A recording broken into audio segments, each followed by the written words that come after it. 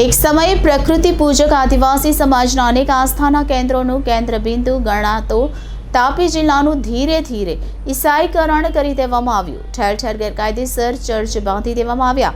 આવો જ એક બંધાઈ રહેલા ગેરકાયદેસર ચર્ચ પર વ્યારા નગરપાલિકા અને મામલતદાર દ્વારા ચલાવવામાં આવતા બુલડોઝર દ્વારા લોકોમાં અનેક ગેરકાયદેસર ચર્ચના બાંધકામ અટકાવવાની આશા જાગી છે।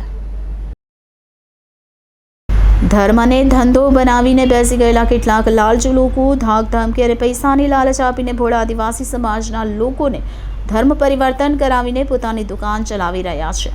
એક એક ગામડામાં 2, 3 અને 4 ચર્ચ બની ગયા, કારણ કે દર રવિવારે ચર્ચની પેટીમાં હજારો રૂપિયા દાન આવે છે। નાનામાં નાના વ્યક્તિ પાસે દાન ખાવામાં આવે છે। તાપી જિલ્લામાં આડેધડ સરકારી ગોચર જમીનો પર ગેરકાયદેસર ચર્ચો બાંધી ધર્મનું વિદેશીકરણ કરવામાં આવી રહ્યું છે। ત્યારે વ્યારાના ઉનાઈ નાકા ખાતે ગત દિવસે ગેરકાયદેસર બની રહેલા ચર્ચનું બાંધકામ સ્થાનિક હિન્દુ સંગઠનો અને આગેવાનોએ અટકાવ્યું હતું અને અંતે આજે મામલતદાર અને વ્યારા નગરપાલિકાના સહયોગથી ગેરકાયદેસર ચર્ચ પર બુલડોઝર ચલાવી દેવામાં આવ્યું અને એને તોડી પાડવામાં આવ્યું। ત્યારે સવાલ એ ઊભા થાય છે કે કોના આશીર્વાદથી આ ગેરકાયદેસર બાંધકામ કરવામાં આવી રહ્યું હતું?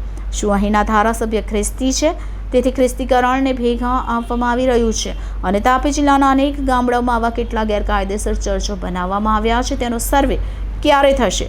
જો વ્યારા નગરમાં આવેલું ચર્ચ ગેરકાયદેસર હોય અને તોડી શકાતું હોય તો ગામડાઓના ચર્ચ કેમ ન તોડી શકાય?